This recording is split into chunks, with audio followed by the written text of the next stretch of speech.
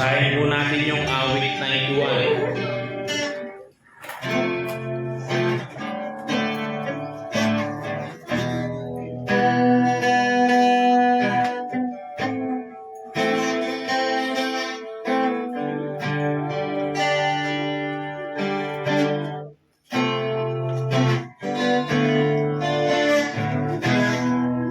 Awit na iguan. Ang katatagan ng titiwala sa Panginoon. Siyang tumatahan sa lihin na dako ng kataas-taasan ay mananatili sa lihin ng makapangyarihan sa lahat. Aking sasabihin tungkol sa Panginoon, siya'y aking kanlungan at aking katibayan. Ang Diyos ko na siyang aking tinitiwalaan, sapagkat kaniyang iniligtas ka sa sino ng panililo at sa mapamuksang salot.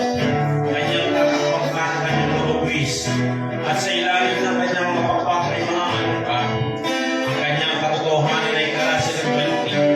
Ikaw ay hindi matatapos sa kinabutan sa bibig, ni sa kanang manaw na ginagpos ng araw. Dahil sa salat na dumarating sa kadiliman, ni dahil sa paglibangan na sumisira sa katangyang lapat, 1,000 ay mabubuwal sa iyong sipin, at 10,000 sa iyong kanan, ngunit hindi lalapit sa iyo. Iyong mamasdalapot ng iyong mata, at iyong mamang ganti sa masama, sapagkat ikaw, O Panginoon, ay aking kanlungan. Iyong ginawa ang kataas-taasan na iyong tahanan, walang kasama ang magyayari sa iyo. Ni anumang salot ay lalapit sa iyong tolda, sapagkat siya'y mabibiling sa kanyang mga mahirap tungkol sa iyo, upang ingatan ka sa lahit ng iyong mga lakad. Kanilang dadalhin ka sa kanilang mga kamay, pagkamatisod ka ng iyong paa sa sapato. Iyong yayapakan ng leyon at ang bubong, ang batang leyon at ang ahas sa iyong lako ng iyong mga paa, sapagkat kaniyang inilalat ang kanyang pag-ibig sa akin, kaya iniligtas ko siya. Aking ilalagay siya sa mataas, sapagkat kaniyang lalaman ang pangalan ko. Siya'y tatawag sa akin at sasagutin ko siya. Ako'y isa sa kaniya sa kabutabagan. Aking ililigtas siya para pangalan siya. Aking gustuin siya makapabuhay at makikita ko sa kanya ang aking pagliligtas. Lord, hallelujah. Lord of glory, come and fill this place. You are awesome, God of power, Lord of glory, come and fill this place. Tayo ay magpupuri at aawit sa isang Diyos na buhay. Ating ipapalakpak ang ating mga kamay, ating aawitin. My life is in you, Lord. I will praise you with all of my life. I will praise you with all of my strength. With all of my life. With all of my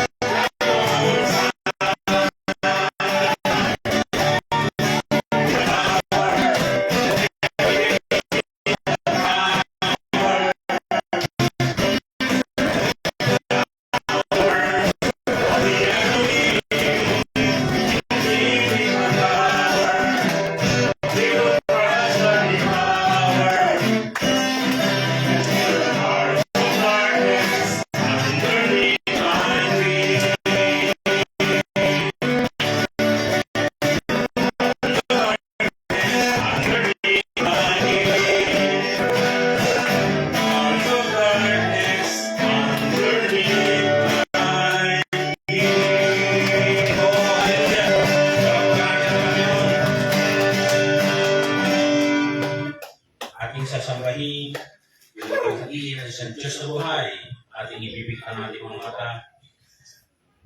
Ating itaas ang ating mga kamay. Tandaan ang pagsamba, pagsubok sa Diyos sa buhay. Sa oras na ito, damahin natin ang presensya ng Diyos upang lumabas sa ating kalaliman. Holy Spirit, we welcome you, Holy Spirit, in this place.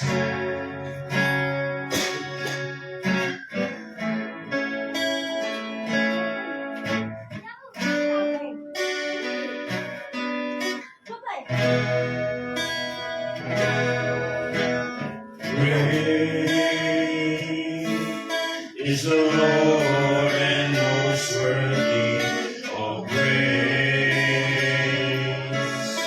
The city of our God, the holy place. The joy of the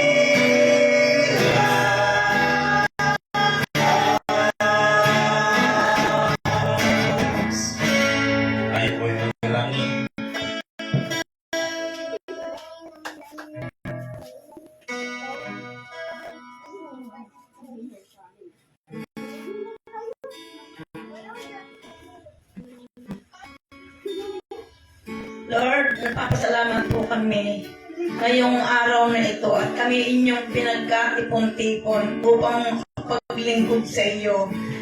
Lord, nagpapasalamat po ako sa pangalaga mo sa amin, sa bawat isa sa amin. Nagpapasalamat din po ako sa lahat ng mga biyaya at pampinansyal na mga ipinagkakalaw po ninyo sa amin sa pang-araw-araw. Lord, maraming salamat po sa biyayang inyong ipinagkakalob sa amin at sa lahat ng aming mga pangangailangan. Sa pagbibigay mo sa amin ng kalakasan ng katawan at lagi mo po kaming iniligtas sa anumang pong sakit at karamdaman. Lord, maraming salamat po sa inyo sa araw na ito.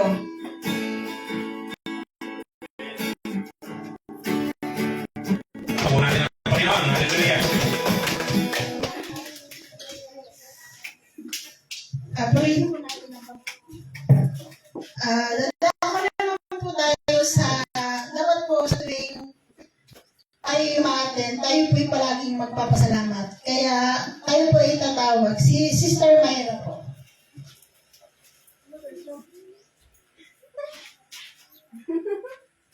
Isang mapagpalang umaga po sa ating lahat. Nagpapasalamat po ako sa Diyos dahil sa dumarating na pagsubok, palagi po siya nandyan para lagi niya iparamdam na nandyan siya, hindi siya nagkukulang sa atin para malagpasan ang pagsubok na ibibigay sa atin. Nagpapasalamat din po ako dahil palagi niya po kaming iniingatan sa anumang sakit at karamdaman at inilalayo niya po kami sa tukso. Nagpapasalamat ako sa Diyos dahil lagi siya nandyan para gabayan at ingatan po kami.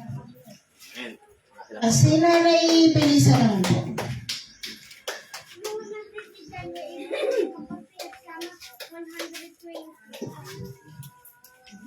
Nagpapasalamat po ako sa ating Panginoon ngayong araw na ito sapagkat anuman po ang aming mga nagiging pangailangan sa buhay, hindi po niya kami pinababayaan. At sobra-sobra po ako nagpapasalamat sa ating Panginoon sapagkat lahat ng aking mga hinihiling sa Kanya, hindi naman po niya ako binibigo.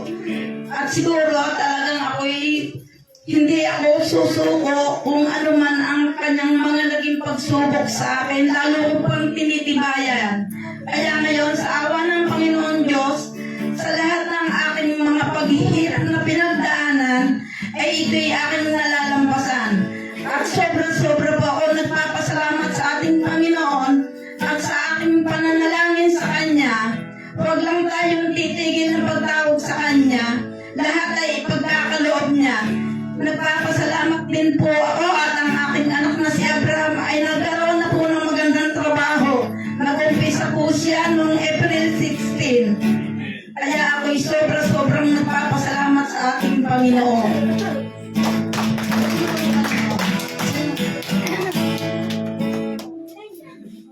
Sige. Yes, please.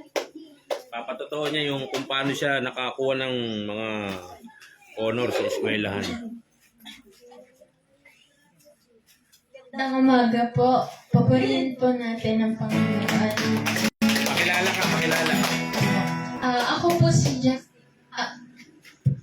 po si Jesly Alab.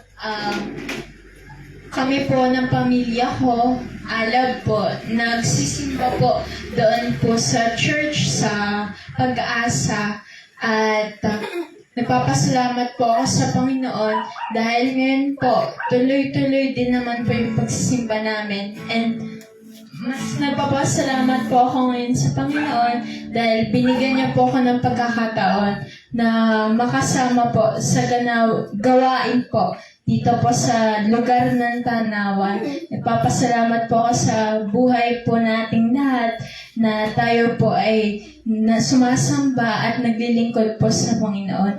Ang papatututo ko lamang po bilang isang estudyante, ako po isang grade 11 student po, senior high school, na nagkamit po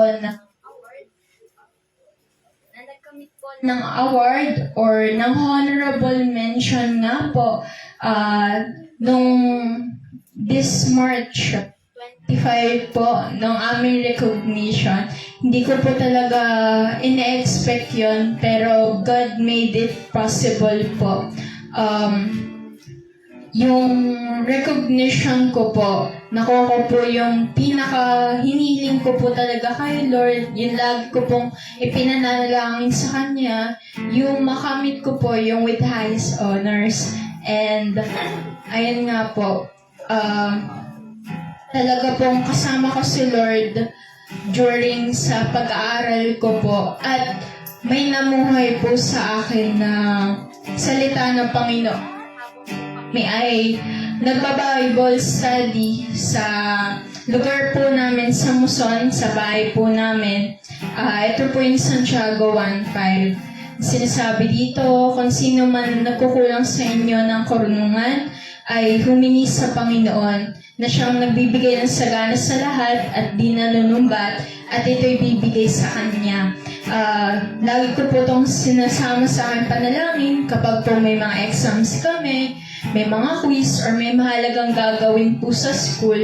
Talaga pong gumawa po si Lord sa aking buhay. At ayan po, sa mga nakamtan ko po, hiniling ko po na ibigay sa akin ni Lord yung humble heart. Kasi nga po, naniniwala po ako na lahat po ng nagpapakababa ay tinataas ng ating Panginoong Jesus. Amen. Parati ng Panginoon.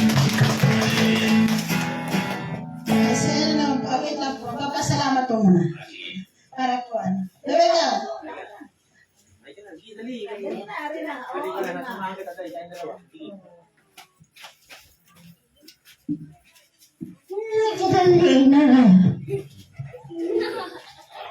Salamat, Panginoon. Salamat! Thank you, Jesus. Thank you! Salamat sa pagdaling Thank you! ng aming katawan. Ang tabaan! Pati katawan ni Nanay. At sinunay! Magaling lagi. Anong nalagawin? In Jesus' name. Magdudulas! Amen! Kasi nanay Oy, nasaan kayo? Oy, Diego, Diego. kami.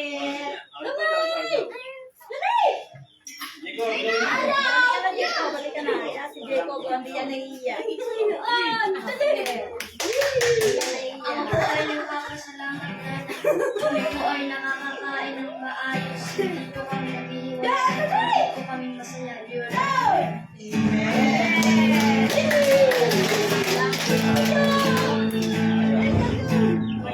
Sinanay Nanay Melina.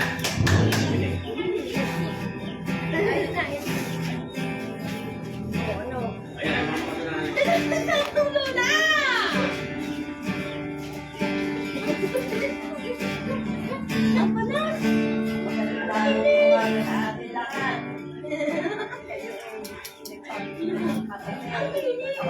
Amen. Palakpakan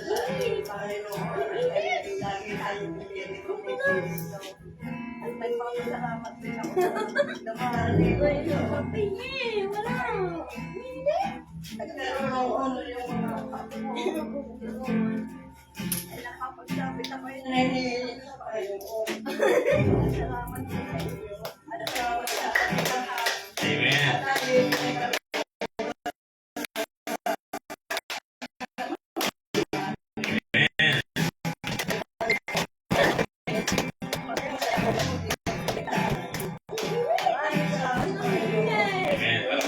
Panginoon.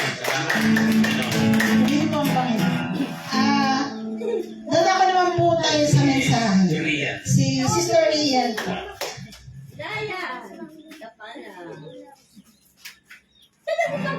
Hello po, magandang umaga po sa ating lahat. Ako nga po pala si Lian, and doon din po ako nag-church kung saan po sila nag-church. And ayun po, ang dami ko pong gustong ipapasalamat sa Panginoon dahil napakabuti po ng Panginoon sa buhay ko. And dati na rin po kasi akong Kristiyano, and nawala lang po ako dahil sa nag-backslide po ako, and 5 years po akong naging nag-church po sa church namin. And nagpapasalamat ako sa Lord dahil talagang may pinapadala po siya ng mga tao na talagang dadalhin po ulit ako sa presensya ng Panginoon, which is si Jessie po. And ayun po, isa din po sa pinapasalamat ko sa Panginoon is yung din po, yung makamit din po yung honorable na blessing na yun. And noong March 25 nga po is recognition namin. And hindi din po naging madali yung journey namin bilang isang grade 11 student. And ang dami po talagang ginagawa and yung time po namin is talagang nakakain lahat. And nagpapasalamat po ako sa Lord kasi siya po yung naging center pang ng journey po namin ng grade 11 dahil siya po talaga yung naging strength namin. And lagi ko din po pinagdadasal sa Panginoon noon na kung hindi man po niya will na makapasok ako sa with honors, okay lang po sa akin. Hindi ko po siya parang hinihiling na may doubt pa ako na kailangan sisisihin ko pa bakit wala yung ganito, ganyan. And papasalamat po ako sa Panginoon dahil hindi po talaga niya ako binigo. Kumbaga kung totoo po yung nasa puso mo, is ayun po talaga yung ibibigay. And nagpapasalamat po ako dahil nung binigay na po yung result ng recognition. Nakita ko po yung pangalan ko po doon and nandun po siya sa pangatlong list. And nagpapasalamat po ako sa Lord dahil talagang siya po yung God in miracle, waymaker po sa lahat. And yung pinangahawakan ko din pong verse talaga is yung Isaiah 60 verse 22. When the time is right, the Lord will make it happen. Kahit na anong dinidesire ng puso mo, kung ayun yung tamang panahon, is ayun po talaga yung ibibigay ng Panginoon. Yun lamang po. Glory to God. Ayan, palapakan na ng Panginoon. Ano naman po, Sister Mayra.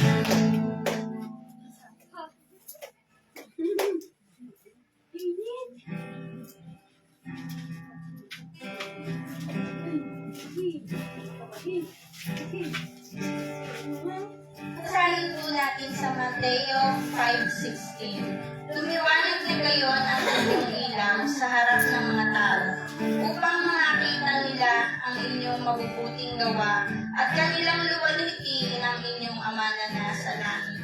Dito po mabasa po natin na ipakita po daw natin yung ating mabuting gawa na gawa sa atin ng Diyos para makita ng mga tao ang kabutihan ng Diyos sa ating buhay.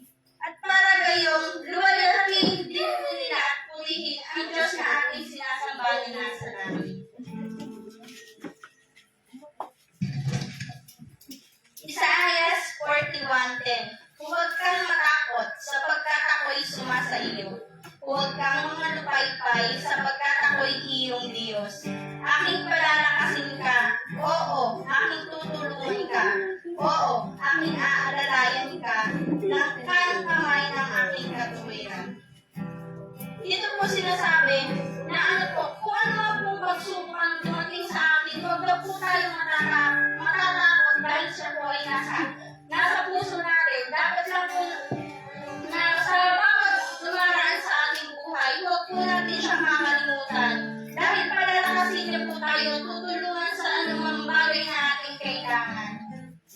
At kaya po tayo gagabayan ng kanyang kanang kamay. Ito naman po sa Roma 10, verse 9-10.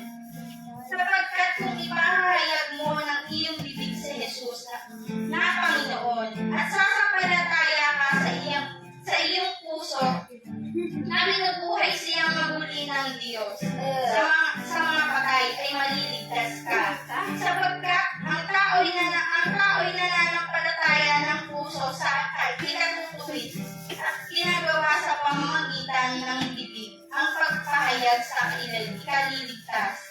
Sinasabi ko naman po dito na kung ipapahayag po ng bibig natin na si Jesus daw po ay aming Panginoon, na ang buong puso po natin sumasampalataya ay siyang muling binuhay ng Diyos. Tayo daw po ay maliligtas. At kapag naman daw po ang tao ay sumasampalataya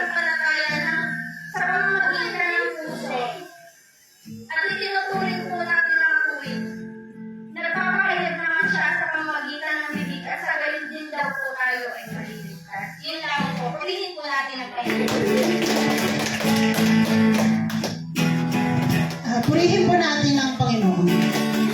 Nagpapasalamat po ako dahil sa kapayapaan na binibigay sa akin ng Panginoong Jesus. Dahil siguro rin po sa kababasa ko ng Bible. Alam niyo po, napakasarap po sa pakiramdam na lagi po tayong may Diyos sa buhay natin. Nagpapasalamat po ako sa Panginoon dahil nakaraos po kami ng 2 linggo na kami-kami lang po. And si Mr. Coco po kasi sabi niya, "Ne, sama ka sa akin sa linggo." Sabi ko, "Aba, may gagawin kami sa linggo." Wait lang po. Ginawan ko po ng paraan na kahit po Sabado makapaglingkod po kami sa Panginoon. Kaya purihin po ang Panginoon. Babala at paalala mula sa Diyos. Hindi ito simpleng mensahe. Ito ay paalala para sa kaluluwa. Marami sa atin ang abala sa mundo. Sa pera, sa kasikatan, sa pansamantalang saya. Makakalimutan natin ang Diyos. Makakalimutan natin na may hangganan ng lahat ng ito. Tandaan po natin, hindi habang buhay may oras para magbago.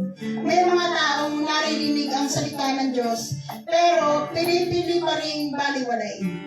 May mga nakakaalam ng tama, pero patuloy pa rin sa mali. At ang masakit, iniisip nila na okay lang, bukas na ako babawi, may pagganon pa. Pero paano kung wala ng bukas? Yung pinutanong. Ang sabi po ng Panginoong Jesus, kung mababasa po natin sa Roma 6 verse 23. Sapagkat ang kabayaran ng kasalanan ay kamatayan. Datapwat ang kaloob na walang bayad ng Diyos ay buhay na walang hanggan. Kay Kristo Jesus na Panginoon natin.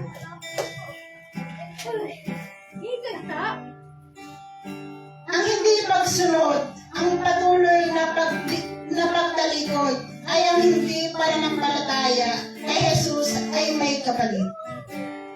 Sabi po ng Panginoong Jesus sa Apocalypse 3 verse 20, narito, ako'y nakatayo sa pintuan at tumutok-tok.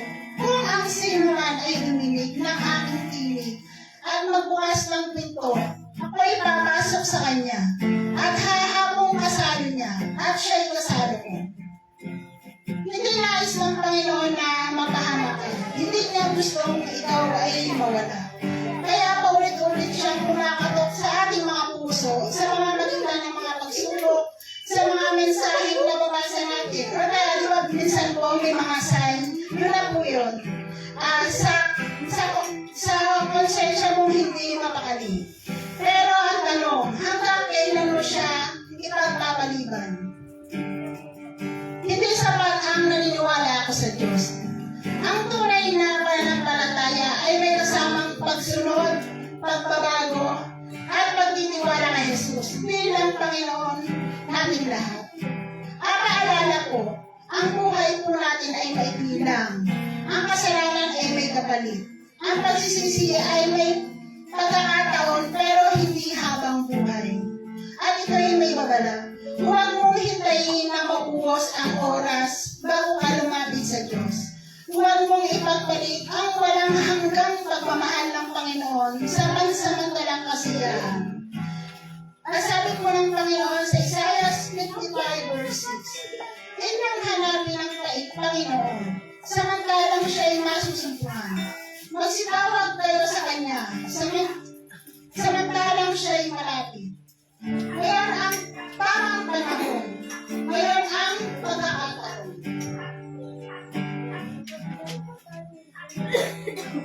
Lumapit po tayo sa ating Panginoon Jesus. Manampalataya po tayo. Magbago ka habang may oras ka pa. Tandaan po natin, ang pinakamalaking pagkakamali ay ipagpaliban ng Diyos hanggang sa huli na ang lahat. Kaya alam niyo po, nakakalungkot po yung, di ba po, nabubuhay po tayo na sa makamulong bagay. Pero hindi po natin iniisip na pag namatay po tayo, ay may kakahantungan po tayo. Kaya habang nabubuhay po tayo, piliin po lagi natin na may Diyos sa buhay natin. Isa po sa isipan po natin yung pong paghihirap ni Jesus sa krus. Yung pong nagpakababa siya para sa atin. Ganun niya po tayo minahal. Kaya purihin po natin ang Panginoon.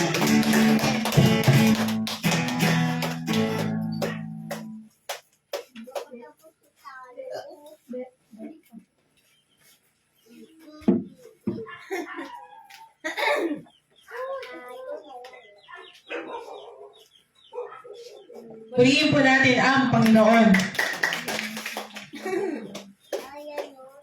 Ang isi-share ko lang po ay tungkol kay Pablo. Sino po yung nakakilala sa inyo kay Paul? Siya po, si Paul po ay makikita rin po natin sa Biblia kapag mababasa po natin. At si Paul po ang nagsulat ng Ephesians, Philippians, Colossians, saka Philemon. Yung nakikita niyo po dyan sa salita ng Diyos, sa Biblia. Si Paul po, siya po yung napasok sa kulungan. Di ba po, pero nakikita tayong sa mga kulungan, di ba? Siya po yung servant ni God na kulong sa kulungan. At hindi lang po simpleng nakulong siya sa kulungan, kundi nung nakulong siya po naka-ankle yung ano niya sa ano ba yun? Para siya talagang slave, para hindi makatakas. Tapos, may nagbabantay sa kanya. Yung nagbabantay na yon, salitan sa pagbabantay sa kanya. Ganun po yung nangyari sa buhay ni Paul. Pero kahit po nakulong si Paul, iisipin niyo po na talagang ginamit siya ng Panginoon saan? Sa kulungan. Kasi kahit siya ay nakakulong, siya po ay nakapagsulat ng mga salita ng Diyos sa Bible. Which is siya nga po ang pinakamaraming ginawa na salita ng Panginoon. Yung Ephesians, Philippians, Colossians, and Philemon. Tapos po, hanggang sa habang ginagawa niya ang salita ng Panginoon, hindi siya nagreklamo. Kasi, di ba, nandun na siya sa piitan. Siguro, yung iba kung sa atin, sa natural, sasabihin natin na, bakit ako sa ganitong sitwasyon? Si Paul, hindi siya nag-complain. Hindi siya napaghinaan ng loob. At hindi niya sinabi sa sarili niya na tsaka na lang ako magsusulat ng salita ng Panginoon kapag ako ay nakalaya na. Diba? Yung iba, mas gusto natin na makakapag-isip tayo ng maayos kapag tayo ay nasa magandang kondisyon. Diba? Sasabihin pa nga natin minsan na pag tayo ay nagbabasa ng salita ng Panginoon o nagsusulat, sasabihin natin na umalis ka muna dahil naiistorbo ako. Pero si Paul, hindi ganon. Hindi siya nagreklamo, hindi niya rin sinabi na magsusulat ako kapag nakalabas na siya. Wala siyang reklamo sa bagay na yon kahit nakakulong siya. At dahil nga nakakulong siya, at ang kasama niya ay yung mga soldiers. Ano ba yung suot ng soldiers? Di ba meron silang helmet, breastplate, yung nandito nila, tapos meron silang belt, shield, and sword. Kaya doon niya po nasulat habang po siya ay nakakulong at nakita niya yon doon sa soldiers, may dumating sa kanyang salita ng Panginoon. Kung alam niyo po yung armor of God, na kung hindi ko lang po alam kung na-share na dito ni Kuya John Vic, di ba? Na-share niya yung armor of God. Doon niya kinuha o doon dumating kay Paul sa bagay na yon, yung armor of God. Kasi nakita niya yung nagbabantay sa kanya. So God reveals something spiritual kay Paul. Paul was bound, but he was still receiving revelation. Kahit nandun siya sa ganong sitwasyon, nakaka-receive pa rin siya ng revelasyon. And here's the part that should convict every believer. Paul was changed, but the word of God was not. Kahit po si Paul ay nakakulong na, pero yung salita ng Panginoon ay hindi nawala sa kanya. Sabi po sa 2 Timothy 2:9, I am suffering. Sa 2 Timothy 2:9, I am suffering, bound with chains as a criminal, but the word of God is not bound.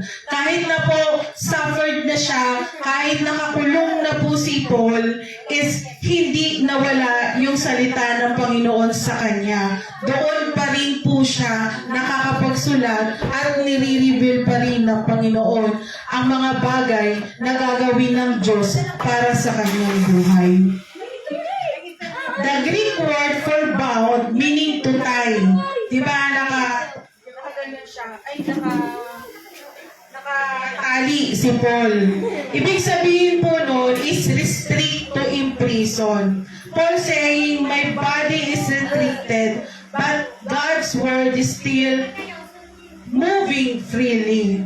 Kahit po ganun na nangyayari sa buhay ni Paul, yung salita ng Panginoon, nakapagsulat pa rin siya at nandoon patuloy yung kahapahayagan sa kanila. Kaya wala dito kahit may sakit ka man, kahit anong pakiramdam mo, kahit na nasa anong kondisyon ka, dapat patuloy ka pa rin sa Panginoon. O, parihin natin ang Panginoon. Sabi dito ni Paul, I thank my God every time I remember you. Kahit na nasa ganong suffering siya, patuloy pa rin siya nagpapasalamat sa Panginoon. Kasi minsan tayo, mga tao, katulad nga ng sinasabi ni ate kanina, na nakakapag napapagod ka, mag-i-stop ka na, o di kaya pag may sakit ka, sisisihin mo pa yung Panginoon sa mga nangyari sa buhay. Yung lahat ng pangit sa buhay na nangyayari sa iyo, sino sisisihin mo?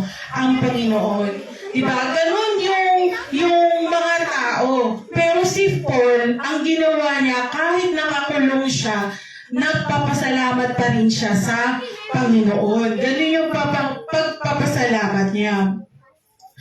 At sa ginawa ni Paul, kahit siya restricted, kahit na dun siya sa ganung sitwasyon, she is still writing, nakapagsulat pa rin siya, praying, panalangin pa rin siya. Isipin niyo yun ha, kung kayo yun sa kalagayan ni Paul, na nandun sa isang kulungan, tapos nakatali kayo na parang aso, diba, awang-awa kayo sa inyong sarili. Pero iba yung thinking ni Paul. Nakapagsulat pa rin siya ng kanyang mga sinulat sa Bible. Nakapag-pray pa rin siya. Nakapag-build pa rin siya. Kasi lahat ng mga, yung building na sinasabi dito, lahat kasi ng ginagawa natin dito, ay nakakagawa tayo ng bahay natin sa Panginoon. Lahat ng ayon sa mga ginagawa natin ayon sa gusto o kalooban ng Diyos na ginagawa natin dito sa lupa, ang ating mga anghel po ay gumagawa ng bahay natin sa langit. Kaya hindi lang po dito, yung mga bahay na yan, hindi lang po yan dito, kundi sa langit gumagawa tayo ng ating mga bahay. Kaya kahit si Paul, nandun siya sa kulungan, nakakagawa pa rin siya ng bahay niya sa langit. At nagkakaroon siya ng advancing into kingdom of God. Kasi kahit nandun siya, yung revelation, ang daming salita na pumapasok sa kanya na kanyang isinusulat na hanggang ngayon ay binabasa natin, di ba? Na nagkakaroon din sa atin ng lakas at buhay. Pero ngayon, sa atin, tayo ngayon, di ba, free. Hindi naman po tayo nakakulong. Tanong ko po sa inyo, nakapag-ibabasa po ba kayo ng salita ng Panginoon? Amen. Nakakapag-pray po ba kayo? Amen. Kahit po si Paul, nandoon siya sa ganung sitwasyon, tayo mas free. Tayo kaya nating gawin lahat ng anong gusto nating gawin. Pero may iba na hindi nakakapagbasa. Sabi nga ni Ate, konti lang ang ating buhay dito sa mundo. Kaya dapat gawin natin ang tama ayon sa kalooban ng Panginoon. Free na magsalita ng salita ng Panginoon, pero minsan takot tayong mag-share ng salita ng Panginoon. Bakit? Nauunahin tayo ng takot, ng kaba, ganyan. Pero si Paul, kahit nandun siya, sinire niya pa rin yung salita ng Panginoon. Kaya tayo, ang sinasabi po dito is, kahit anong sitwasyon ang meron ka ngayon, kahit sabihin natin na hindi ka nakapagtapos ng, ng pag-aaral, hindi ka marunong magbasa, hindi ka masama ang pakiramdam mo, kasi minsan pag masama ang pakiramdam mo, hindi ka napupunta eh. Or may mga consequences na bagay na pupigil sa'yo, hindi ka gagalaw. Pero si Paul, hindi naging instant sa kanya na kahit nakakulong siya, nandun yung salita ng Panginoon na nasa kanya. Tayo na free naman, patuloy tayo sa Panginoon. What are you doing with what you have right now? Ano bang ginagawa mo ngayon sa ano ang meron ka? Ito po ang question. Because if Paul could be chained to a Roman shoulder and still release truth is changing life thousands of years later, then being free is not your limitations. So yung pagiging free natin, hindi po yun limitasyon upang hindi natin yung may spread yung salita ng Panginoon. Hindi rin po yun limitasyon upang tayo po ay makapagbasa ng salita ng Diyos at maigawa ang kanyang kalooban. Alam niyo po kung ano? Discipline. Kasi minsan, dahil sa marami tayong ginagawa, hindi na po tayo nagkakaroon ng disiplina sa pagbabasa ng ating salita ng Diyos. At sa physical din po yan. Kapag di ba po, kapag masyadong maraming pagkain at hindi po nag-e-exercise, ano po nangyayari? Walang disiplina sa sarili. Ano nangyayari? Sakit. Tumataba. Diba? Pag tumaba ka, magkakaroon ka ng sakit dahil walang disiplina. Ganon din po sa Panginoon. Kailangan mayroon tayong disiplina sa Kanya. Pareho sa ating physical, ganon din po sa ating spiritual. Kaya dapat lahat ng ating gagawin, kung may disiplina tayo sa ating physical, ganon din po, disiplinahin natin ang ating spiritual. Ayun lang po. To God be all the glory. Yan. Narinig natin yung mga mensahe na ibinigay sa inyo na napakahalaga sa buhay ng bawat isa sa atin na tayo ay maging disiplinado pagdating sa salita ng Diyos. Maging sa ating sarili, kailangan disiplinado tayo. Kaya nga, yung narinig ninyo sa ating mga kapatid, sa kanila kung paano sila ay sinamahan ng Panginoon sa bawat oras ng kanilang buhay, maging sa kanilang pag-aaral, kitang-kita natin na ibinigay sa kanila ng Diyos yung kanilang naisin, yung midhi ng kanilang mga puso na sila ay magkaroon ng mga highest na parangal. Ganun din sa bawat isa sa atin, na kung saan nakita nga, narinig natin, ang sabi ng ating kapatid na Karen, tutulad kay Paul, kay Pablo. Si Pablo, alam niyo ba, siya ang sumulat nung nakita niya yung bantay sa kulungan. Dahil habang siya nakakulong, nakita niya yung bantay na nagbabantay sa kanya. Sabi niya, iba ang kasuotan ng bantay na ito. Kompleto. Tapos yung protection, merong sombrero, may protection sa ulo, may breastplate, merong kasuotan, isang mandirigma. At doon, nakita niya, ganun ang gagawin na pag-iingat ng Diyos sa bawat isa sa atin. Bibigyan niya tayo ng heads of protection, breastplate, ng mga sangkap, mga kasuotan upang tayo ay hindi magalaw ng diablo. Iyon nakita ni Paul. At iyon ang dumating sa kanya na kung paano ito ang gagawin ng Diyos. sa atin, mga Kristiyano, sa mga anak ng Diyos, upang tayo ay hindi magalaw ng kaaway. Tayo ay bibilisan ng Diyos ng kasuotan ng isang mandirigma. Upang tayo ay hindi magalaw at patalo ng Diablo. Amen? Ngayon, ito ang panahon na kung saan ang bawat isa sa atin ay maanihin natin. Sino ito nagnais na mag-ani ng pagpapala sa kamay? Pagpapala. Ayan. Ito na ang panahon ng pagpapala ay aanihin ang bawat sa atin.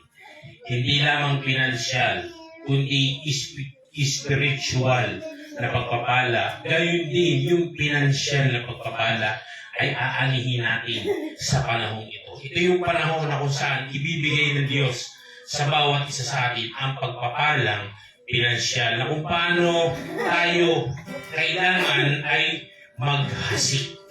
Ano yung hasik? Kailangan nating ibigay ang ating mga puso, ang ating mga buhay. Kung tayo ay naririto araw-araw sa ating paligid, may dumarating sa atin na nauuhaw tayo na i-share ang salita ng Diyos sa inyong paligid, sa inyong mga kapitbahay. Ito na ang panahon na kailangan nating magtanim. Ano yung itatanim natin? Magtatanim tayo ng salita ng Diyos sa ating kapwa. At pagka tayo ay nagtanim, when you sow, ibig sabihin, when you sow, pag ikaw ay nagtanim, ikaw ay aani. You will reap. When you sow, you will reap. Ano yung aanihin mo? Pagpapala. Ito na yung panahon na kung saan, kasi ito yung end time. Ito na yung huling panahon. Wala nang susunod na henerasyon. Alam mo ba? Wala nang susunod na henerasyon dito. Ito na yung huling henerasyon na kung saan babalik ang Panginoon. At bago siya bumalik, ibibigay niya sa buong sanlibutan o sa kanyang mga anak na naglilingkod sa kanya yung pagpapala. Ang sabi, ibibigay niya ang kayamanan ng mga liko. Ano yung kayamanan ng mga liko? Lahat ng kayamanan ng mga liko ay ibibigay niya sa matutuwid upang magamit sa kaharian ng Diyos, upang magamit sa paglilingkod sa Diyos. Kasi ito na yung end time, harvest time na ating kailangan maunawaan. Ang sabi, the end time, harvest time cycle is a climatic o mahabang panahon. Climatic era, ibig sabihin, pinakamatinding panahon ito na kung saan tayo ay mag-aani. Kaya mahabang panahon ang gagawing pag-aani ng mga kaluluwa at ng mga pagpapalang pinansyal. Ibig sabihin, tuloy-tuloy ang magiging pag-aani ng bawat isa sa atin kung tayo ay susunod sa kanyang salita at tayo ay maghahasik. Kaya kailangan, bago ka umani, kailangan maghasik ka. Dahil hindi ka aani kung hindi ka maghahasik. Tulad sa isang magsasaka. Kailangan magtanim muna siya para siya umani. Ganun din sa spiritual. Kailangan mong maghasik upang ikaw ay umani. Kaya nga, ang sabi, God has translated into dynamic action by God's people. This means it is God's time for you and me to put into practice. Ibig sabihin, mag-practice na raw ang bawat isa sa atin na ilagay sa kanyang kaisipan, sa kanyang puso na ang bawat isa sa atin ay mag-aani ng pagpapala. Ibig sabihin, sabi ng Panginoon, pag-aralan ninyo na kayo ay humawak ng malaking pagpapala sa inyong mga buhay upang sa huling panahon ito, kayo ay aani ng matinding pagpapala. Kaya nga, ang sabi dito ng Panginoon, pag-aralan ng bawat isa sa atin. Kung tayo ay maghahasik sa ating mga kapwa, sa mga kaluluwa na inyong mga kamag-anak, inyong mga kapitbahay, kasi kailangan ito na kayo ay magbigay, mag-share, yun yung ihahasik nyo, yun yung itatanim nyo sa kanila. Kaya nga nung nakakaraan, lagi sinasabi natin, magkaroon kayo ng isang pananampalataya tulad ng buto ng isang mustasa. Yung butong iyon, pag iyon ay nahasik sa puso ng inyong mga kapwa, iyon lalaki. At yung bungang iyon, yung butong iyon, pag iyon lumaki, magbubunga. At yung isang butong iyon, magbubunga iyon ng napakaraming buto ulit. Kaya nga doon, yung estratehiya ng Diyos na ginagawa at itinuturo sa bawat isa sa atin upang tayo ay mag-ani ng kaluluwa. Tulad nga ng sinabi ng ating Sister Karen, pagka tayo ay nagtatanim sa ating kapwa ng mga binhi, tulad tayo sa naglalagay ng ating tahanan sa ating sa langit upang maging ating pagpapala o maging ating reward pag ang Panginoong Jesus ay bumalik. Kasi nga, bawat salita, bawat binhi na iyong inihasit, doon bigay ng bigay ang Panginoon ng mga materyales na gagamitin para sa iyong tahanan sa langit. Kaya nga, kung ikaw ay naroon, lagi ka nag-share, lagi ka nangangaral, lagi ka nagbabahagi ng salita ng Diyos, ang iyong tahanan sa langit, palaki ng palaki yan. Ang iyong pagpapalang pinansyal, lago ng lago yan. Ganun ang gagawin ng Diyos. Kasi iyon pangako ng Diyos sa bawat isa sa atin. At ang kanyang pangako, hindi niya babaliin. Tulad sa isang hari, pag ang hari ay nagsalita, ginagawa niya. Ang salita ng hari, hindi na babalik. Higit ang salita ng Diyos. Pag sinalita niya, ginagawa niya. Kaya nga, ang kanyang lahat ng pangako sa buhay ng bawat isa sa atin, gagawin niya sa tamang panahon. Kaya ang susi o ang key para tanggapin yung pagpapalang yan na ating inaantay. Ano ang susi? Kailangan spiritual timing. Hintayin natin yung timing ng Diyos kasi hindi natin pwedeng pilitin yung naisip natin. Kasi pagka pinilit natin, hindi yun ang oras ng Diyos. Kaya ang susi is spiritual timing. I-apply natin ito sa financial realm. Sa buong spiritual na yan, buong kalangitan, yung spiritual na pagpapala ay idaragdag sa buhay ng bawat isa atin. Maging sa financial na pagpapala, ito ay gagawin ng Diyos sa atin. Kaya nga, i-apply natin ito sa financial realm. Dapat naunawaan mo na ikaw at ako ay nakakabit, kailangan nakakabit tayo sa Diyos. Kumbaga sa isang saksakan, sa appliances, pag iyan ay hindi nakasaksak sa plug or sa switch, hindi yan naandar. Kasi walang kuryente, walang power.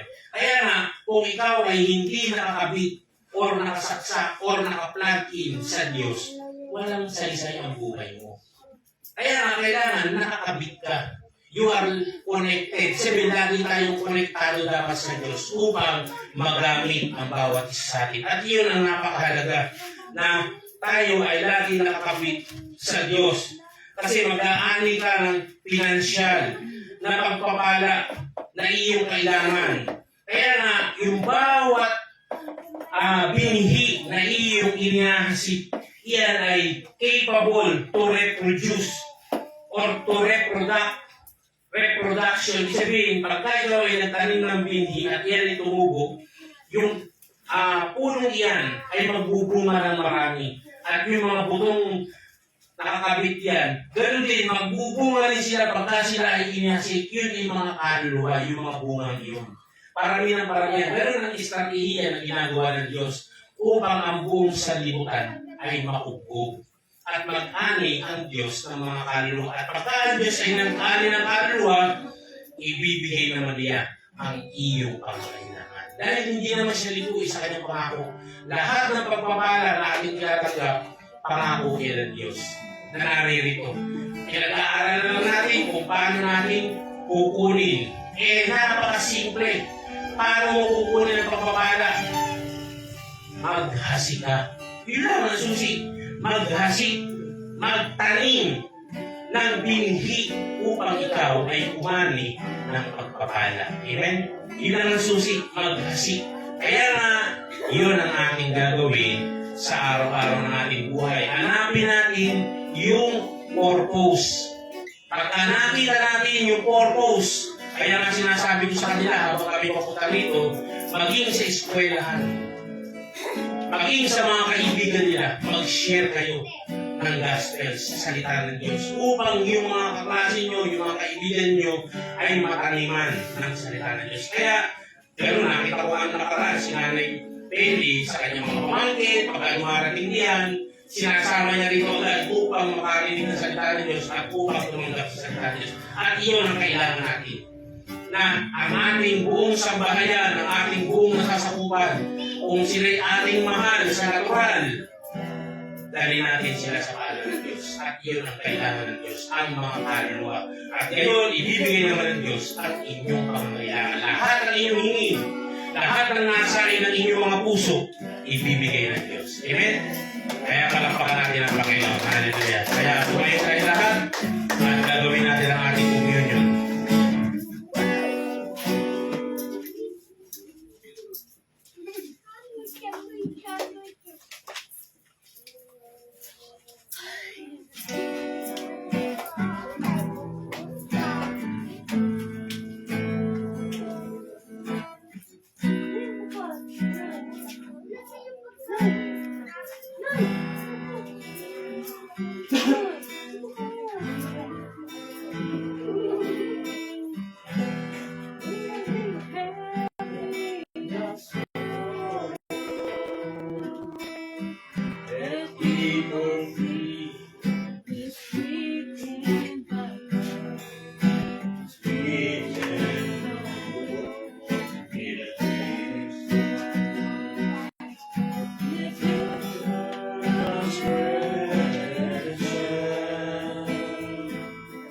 He was crushed for our iniquity.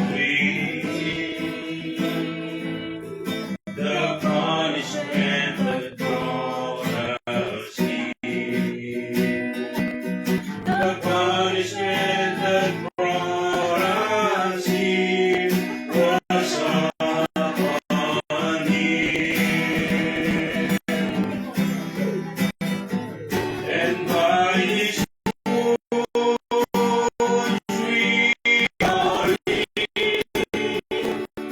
by his wounds we are healed.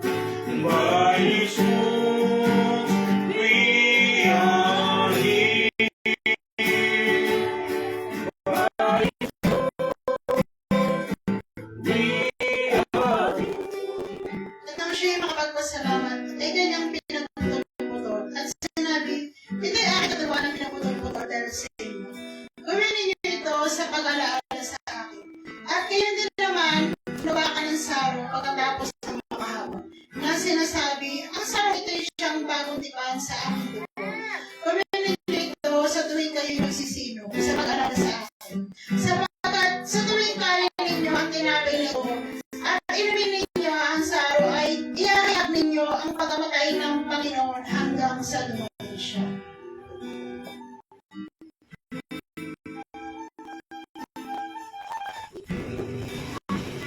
Panginoong Jesus, maraming salamat po at nakatapos po kami sa gawa ito.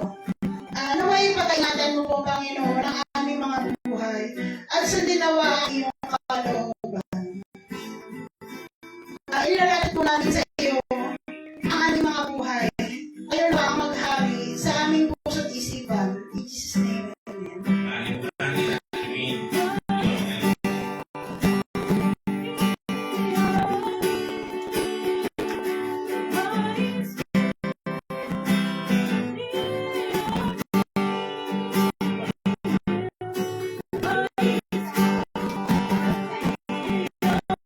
Basbas ng saserdote sa mga anak ng Israel. At sinala ng Panginoon kay Moises na sinasabi, salitain mo kay Aaron at sa kanyang mga anak na sasabihin. Sa lupaan, babasbasan ninyo ang mga anak ni Israel. Inyong sasabihin sa kanila, pagpalain ka naman ng Panginoon at ingatan ka. Paliwanag ginawa ng Panginoon ang kanyang mukha sa iyo at mahabag sa iyo. Ilingap nawa ng Panginoon ang kanyang mukha sa iyo at bigyan ka ng kapayapaan. Gayon nila ilalagay ang aking pangalan sa mga anak ng Israel at aking pagpapalain sila.